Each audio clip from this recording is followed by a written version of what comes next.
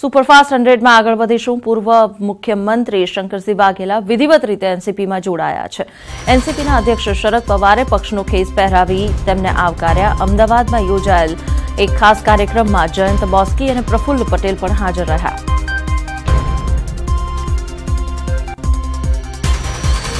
એનસીપીમાં જોડાતા જ બાપુએ કહ્યું કે દેશમાં આ વખતે યુપીએ 3 જેવી સરકાર રચાશે તેવું મને દેખાઈ રહ્યું છે। બાપુએ એનસીપીની ઘડિયાળ તો પહેરી લીધી, પરંતુ સમય તેમને સાથ આપશે કે નહીં તે જોવાનું રસપ્રદ બની રહેશે।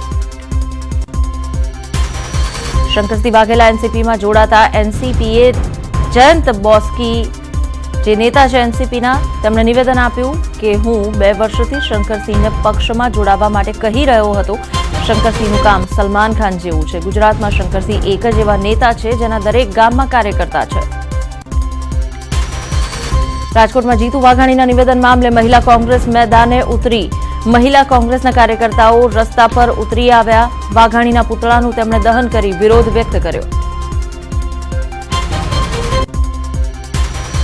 વડોદરામાં પણ મહિલા કોંગ્રેસે જીતુ વાઘાણીનો વિરોધ કર્યો। મહિલા વિરુદ્ધ ટિપ્પણી કરવા સામે મહિલાઓએ આક્રોશ વ્યક્ત કર્યો। સ્વામિનારાયણ મંદિર પાસે કાર્યક્રમ કર્યા પછી જીતુ વાઘાણી વિરુદ્ધ તેમણે સૂત્રોચ્ચાર કર્યા હતા। મહેસાણામાં પણ જીતુ વાઘાણી સામે વિરોધ જોવા મળ્યો। મહેસાણા મહિલા કોંગ્રેસે જીતુ વાઘાણીના છાજિયા લઈ વિરોધ નોંધાવ્યો। મહિલા કાર્યકર્તાઓ ફુવારા સર્કલથી રેલી સ્વરૂપે કલેક્ટર કચેરીએ પહોંચ્યા। તેમણે કલેક્ટરને આવેદનપત્ર આપીને રજૂઆત કરી।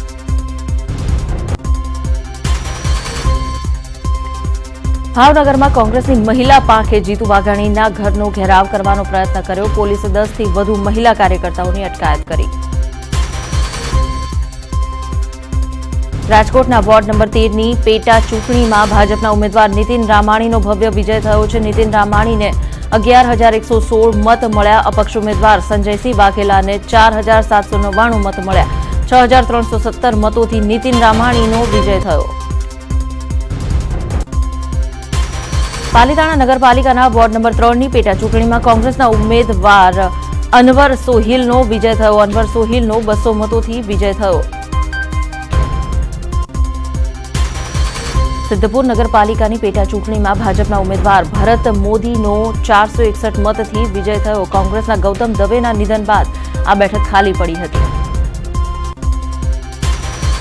નડિયાદ નગરપાલિકાના વોર્ડ નંબર 7ની એક બેઠક પર ભાજપના ઉમેદવારની જીત થઈ। ભાજપના ઉમેદવાર ધારિત ગીતલ પટેલનો 3,350 મતથી વિજય થયો। પેટા ચૂંટણીના પરિણામો આવ્યા બાદ મુખ્યમંત્રી વિજય રૂપાણીએ પ્રતિક્રિયા આપી। મુખ્યમંત્રીએ કહ્યું, જસદણ અને પેટા ચૂંટણીમાં થયેલી જીત એ લોકસભાનું ટ્રેલર છે। આ સાથે મુખ્યમંત્રીએ લોકસભામાં ગુજરાતની તમામ 26 બેઠક પર ભાજપની જીતનો વિશ્વાસ વ્યક્ત કર્યો।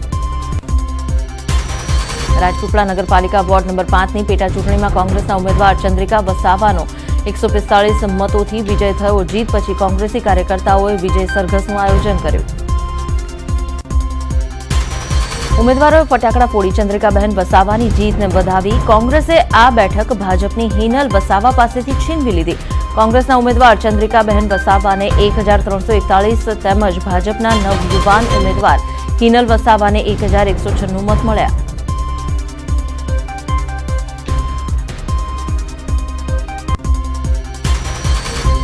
વોર્ડ નંબર 5માં નગરનો સૌથી મોટો વોર્ડ હોય તેમાં 4,579 પૈકી 2,559 મતદારોએ મતદાન કર્યું।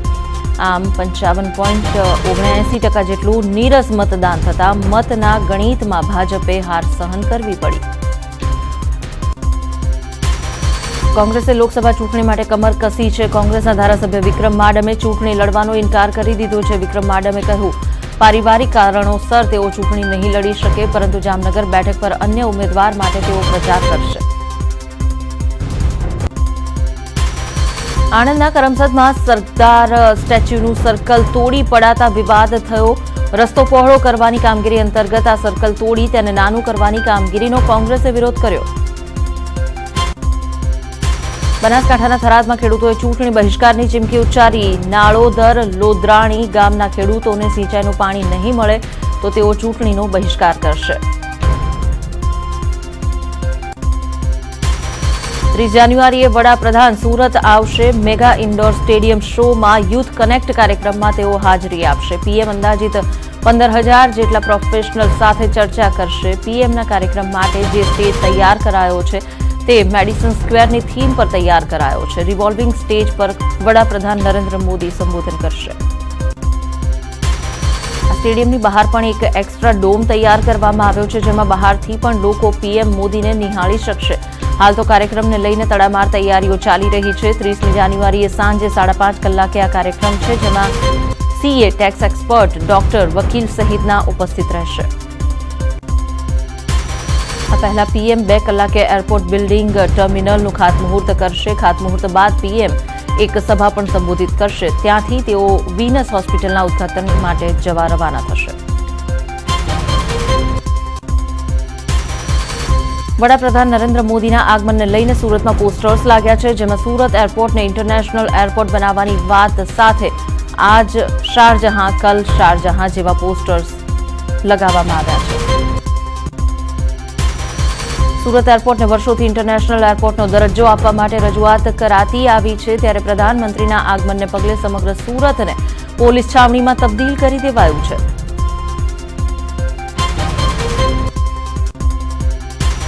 નવસારીના દાંડીમાં ગાંધીજીના સ્મારકને હવે રાષ્ટ્રાર્પણ માટે મૂકવામાં આવશે. બુધવારે પીએમ મોદી ગાંધીજીના સ્મારકને વૈશ્વિક ફલક પર લઈ જશે. કરોડો રૂપિયાના ખર્ચે નિર્માણ પામેલ આ રાષ્ટ્રીય સ્મારક મીઠાના સત્યાગ્રહના સ્મારકમાં બનેલા 41 સોલાર ટ્રીઝ દ્વારા ઉત્પન્ન થનારી વીજળીનો ઉપયોગ થશે. કેન્દ્ર સરકારે 6 રાજ્યો માટે રાહત પેકેજની જાહેરાત કરી છે. નેશનલ ડિઝાસ્ટર રિસ્પોન્સ ફંડને કુલ 7,214.03 કરોડના રાહત પેકેજની કેન્દ્રએ મંજૂરી આપી છે. 6 રાજ્યમાંથી ગુજરાતને સૌથી ઓછી રાહત અપાઈ છે. 127 કરોડની રાહત ગુજરાત માટે જાહેર કરાઈ છે, જે કુલ રાહતના 2%થી પણ ઓછી છે. મહારાષ્ટ્રને દુષ્કાળની સહાય પેટે સૌથી વધુ 4,700 કરોડની રાહતની જાહેરાત કરાઈ. આંધ્રપ્રદેશને 900 કરોડ, કર્ણાટકને 950 કરોડ, પોંડિચેરીને સાયક્લોન હોનારતની સહાય પેટે 13 કરોડ 90 લાખ, ઉત્તર પ્રદેશને પૂર હોનારતની સહાય માટે 191 કરોડ 73 લાખ, હિમાચલ પ્રદેશને પૂર હોનારતની સહાય પેટે 317 કરોડ 44 લાખની રાહતની જાહેરાત. અમદાવાદમાં કોર્પોરેશન સંચાલિત વીએસ હોસ્પિટલનું 2019-20નું બજેટ રજૂ કરાયું. વહીવટીતંત્રએ રજૂ કરેલ 172 કરોડના બજેટમાં સત્તાધીશોએ 11 કરોડનો વધારો કર્યો અને એએમસી તરફથી વધારાના 47 કરોડની જોગવાઈ સાથે કુલ 231 કરોડનું બજેટ મંજૂર કરાયું. વીએસ હોસ્પિટલના ટ્રસ્ટીઓએ સત્તાધીશોએ રજૂ થયેલ બજેટ પર વિરોધ નોંધાવ્યો હતો. ટ્રસ્ટીઓનો આરોપ હતો કે હોસ્પિટલની પથારી 1200થી 500 કરી દેવાઈ છે. કેન્દ્ર સરકારે જાહેર કરેલ રાહત પેકેજને કોંગ્રેસે લોલીપોપ ગણાવ્યું. ગુજરાતને માત્ર 130 કરોડની ફાળવણીને તેમણે અન્યાય સમાન ગણાવી. ગાંધીનગરમાં ગુજરાત રાજ્ય શાળા સંચાલક મહામંડળનું શૈક્ષણિક મહાઅધિવેશન આયોજિત થયું, જેમાં શિક્ષણ મંત્રી ભૂપેન્દ્રસિંહ ચુડાસમાએ નિવેદન આપ્યું કે હું શિક્ષક રહી ચૂક્યો છું, જેથી તમારી નાનામાં નાની સમસ્યાઓથી વાકેફ છું.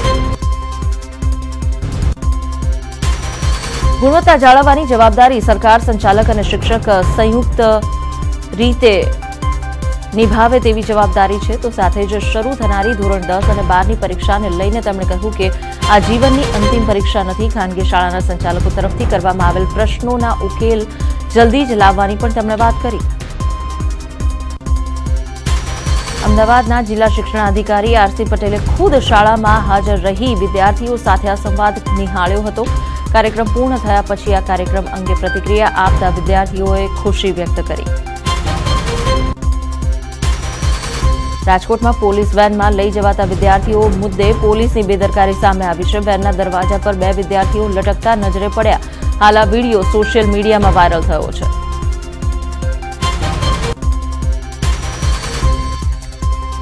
રાજકોટમાં કેન્દ્રીય વિદ્યાલયમાં અભ્યાસ કરતા બાળકોને લઈ જઈ રહેલી પોલીસ વેનમાં 2 બાળકો ચાલુ વેનના દરવાજા પાસે લટકી રહ્યા હતા. કોઈ તેમને રોકનારું પણ ન હતું, ત્યારે આ પોલીસ વેન ચાલક સામે કાર્યવાહી થશે કે કેમ તે જોવું રહ્યું. અમદાવાદના નવા નરોડા પ્રાથમિક શાળા નંબર 1 અને 2 માં શિક્ષિકા સામે પોલીસમાં ફરિયાદ થઈ છે. ફરિયાદ નોંધાવનાર વિદ્યાર્થીના પરિવારજનોનું કહેવું છે કે શિક્ષિકા કૃપાબહેને ધોરણ 8 માં અભ્યાસ કરતા વિદ્યાર્થીને માર માર્યો હતો. અંકલેશ્વરમાં સ્વચ્છતા અભિયાન અંતર્ગત કચરો ઉઘરાવવા માટે અમલમાં મુકાયેલ ડોર ટુ ડોર સેવા અનિયમિત છે. તેમાં ભ્રષ્ટાચાર થઈ રહ્યો છે, જેની વારંવાર રજૂઆત નગરપાલિકાના સત્તાધીશોને કરાઈ છે, છતાં કોઈ કાર્યવાહી નથી થઈ રહી. જૂનાગઢ માર્કેટિંગ યાર્ડ છેલ્લા ઘણા સમયથી વિવાદમાં છે, ત્યારે હવે કર્મચારીઓની ભરતીને લઈને તે ફરી એકવાર વિવાદમાં છે. યાર્ડના પૂર્વ ચેરમેને વર્તમાન ચેરમેન સામે નાણાકીય લેવડ દેવડ કરીને ભરતીને અંજામ આપ્યો હોવાનો આરોપ લાગી રહ્યો છે. આ મામલો કોર્ટમાં પણ પહોંચ્યો, જ્યાં કોર્ટે કાર્યવાહી કરવા માટે કહ્યું હતું. ત્યારે પૂર્વ ચેરમેનનું કહેવું છે કે જિલ્લા રજિસ્ટ્રારને અગાઉથી જાણ કરવામાં આવી હતી કે ગેરકાયદેસર ભરતી કરાઈ રહી છે, છતાં કોઈપણ કાર્યવાહી કરવામાં ન આવી. 100માં સુરતના સચિન જીઆઈડીસીમાં આવેલ ડાઇંગ મિલમાંથી યુરિયા ખાતરની ગેરકાયદેસર રીતે બેગ મળી આવતા ચકચાર મચી ગઈ. ખેતીવાડી અધિકારીઓએ બાતમીના આધારે દરોડાની કાર્યવાહી કરતા મિલમાંથી 35 બેગ મળી આવી હતી. અમરેલીમાં સિંહની પજવણીનો વીડિયો વાયરલ થયો છે. સામે આવેલ વીડિયોમાં 2 સિંહ પાછળ કાર દોડાવી તેમને ભગાડવામાં આવી રહ્યા છે.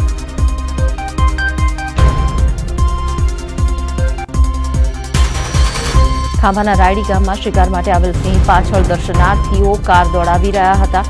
કારમાં એક મહિલાનો અવાજ આવતો હતો. સિંહોની સુરક્ષામાં તૈનાત વનતંત્ર વધુ એકવાર વામણું પુરવાર થયું છે.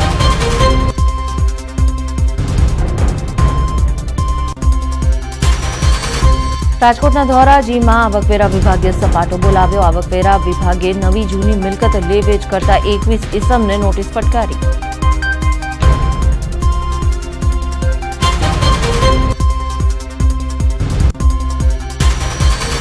મહેસાણા નગરપાલિકાની સાધારણ સભા મળી હતી. સાધારણ સભામાં સફાઈ મામલે ચર્ચા હાથ ધરવામાં આવી. સામાન્ય સભામાં શહેરમાં 10 સિટી બસ ભરતી કરવા અંગે પણ ઠરાવ કરવામાં આવ્યો.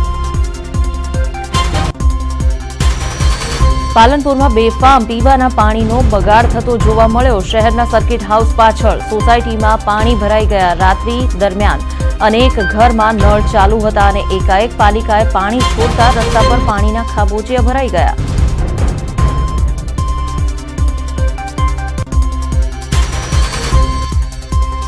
નિધિ બંગલોઝ અને આસપાસના વિસ્તારમાં પાણી ભરાતા લોકોને મુશ્કેલી સહન કરવી પડી. હજારો લીટર પાણીનો બગાડ પણ થયો. એક બાજુ પાલનપુરના અંતરિયાળ વિસ્તારમાં પાણીની તંગી છે, બીજી તરફ બેદરકારીના કારણે પીવાના પાણીનો વ્યય થયો.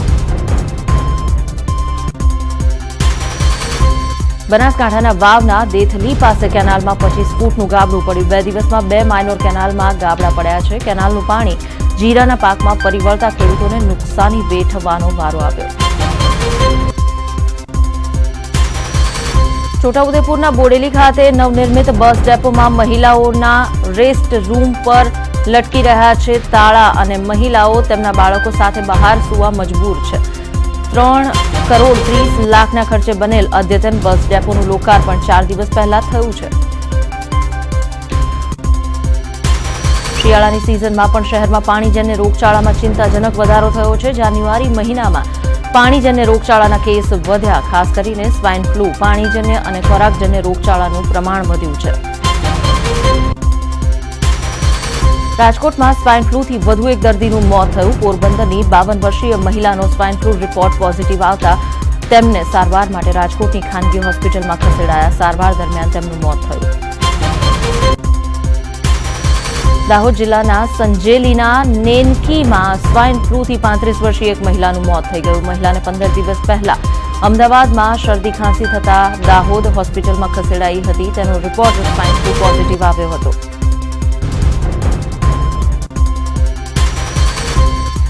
જામનગરમાં પણ સ્વાઇન ફ્લૂના કારણે એક દર્દીનું મોત થયું છે. બેરાજાના 52 વર્ષીય આધેડનો સ્વાઇન ફ્લૂ રિપોર્ટ પોઝિટિવ આવતા જીજી હોસ્પિટલમાં તેમને સારવાર માટે ખસેડાયા, જ્યાં સારવાર દરમિયાન તેનું મોત થયું.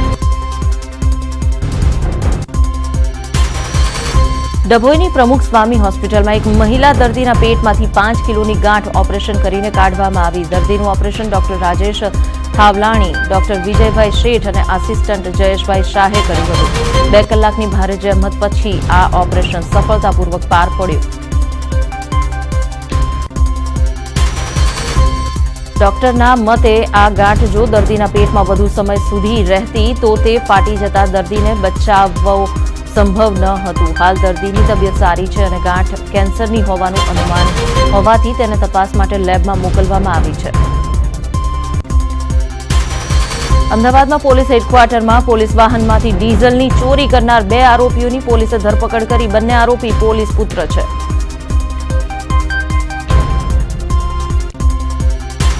નડિયાદ પોલીસે બાતમીના આધારે વિદેશી દારૂનો જથ્થો ભરેલ એક કાર પકડી પાડી। પોલીસે રૂપિયા 1 લાખની કિંમતના વિદેશી દારૂના જથ્થા સાથે 2 આરોપીની ધરપકડ કરી કાર્યવાહી શરૂ કરી છે।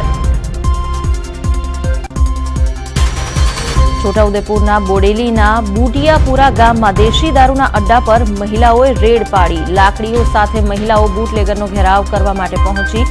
એક ભઠ્ઠી અને 4 બેરલ દારૂનો તેમણે નાશ કર્યો।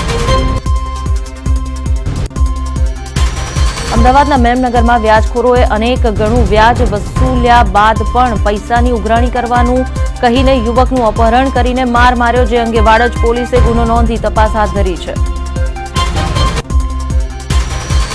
સાબરકાંઠામાં હિટ એન્ડ રનની ઘટના બની। ટ્રેલરે બાઇક, એક્ટિવા અને જીપને ટક્કર મારી। અકસ્માતમાં એકનું ઘટના સ્થળે મોત થયું, જ્યારે એકની હાલત ગંભીર છે। રાજકોટમાં પંચાયત ચોકમાં કારની અડફેટે એક વિદ્યાર્થીનીનું મોત થયું। ચાર્મી નામક યુવતી પંચાયત ચોકમાંથી પસાર થઈ રહી હતી। તે સમયે બેકાબુ બનેલી એક કારે તેને અડફેટે લીધી હતી। બોડેલી નજીક કેનાલ બ્રિજની પેરાફીટ તોડી વાહન ખાબકી પડ્યું હતું, તો અકસ્માતને પગલે પોલીસ દોડી પહોંચી હતી। જો કે ઘટનાને લઈને કયા પ્રકારનું વાહન હતું કે કેટલા લોકો હતા તેની કોઈને કોઈ જાણકારી નથી મળી। સુરતના વેસુમાં બિલ્ડિંગની છત પરથી પટકાતા શ્રમજીવીનું મોત થયું। કોઈપણ સલામતીના સાધનો સિવાય કામ કરી રહેલ અશરફ અલી 20 ફૂટની ઊંચાઈએથી નીચે પટકાયો હતો। દાહોદના પીપેરોમાં આ અભિયાનને શર્મસાર કરતો ચોંકાવનારો કિસ્સો સામે આવ્યો છે। ઘરમાં શારીરિક ખોડખાપણવાળી પૌત્રીનો જન્મ થતા 1.5 મહિનાની પૌત્રીની દાદાએ હત્યા કરી। અમદાવાદની સમરા આર્ટ ગેલેરી ખાતે આર્ટિસ્ટ નમ્રતા લોડાયાનું એક્ઝિબિશન આયોજિત કરાયું, જ્યાં મુલાકાતીઓને માટી, લાકડા અને ક્લેમાંથી બનાવાયેલ 27 જેટલા આર્ટ પીસ જોવા મળ્યા। ખૂબ જ ઊંડાણપૂર્વકના વિચાર બાદ આર્ટિસ્ટ દ્વારા ખાસ થીમ પર આ તમામ આર્ટ પીસ તૈયાર કરાયા છે। દક્ષિણ ગુજરાતનો દરિયો આગામી 24 કલાકમાં તોફાની બનશે। સમુદ્રમાં લો પ્રેશર સિસ્ટમ એક્ટિવ થવાના કારણે દરિયો તોફાની બનશે, જેમાં દરિયાકાંઠા આસપાસમાં 50 કિલોમીટરની ગતિએ પવન ફૂંકાવાની હવામાન વિભાગે આગાહી કરી છે। સમુદ્રમાં નોર્થ ઇસ્ટના ભારે પવનને કારણે દક્ષિણ ગુજરાતનો દરિયો પણ તોફાની બનશે। हिल स्टेशन आबू पर ठंडीनो केर यथावत है। चौथा दिवसे पण अनेक विस्तारमां बरफना थर जामेला जोवा मळ्या। गाત્રો थीजवती ठंडीमां लोको ठूठवाई रह्या छे। नकी लेक सहितना विस्तारोमां बरफना थर जाम्या छे, तो पहाड़ों पर बरफ वर्षाने पगले हवामान विभागे ठंडी हजू वधे तेवी संभावना व्यक्त करी छे।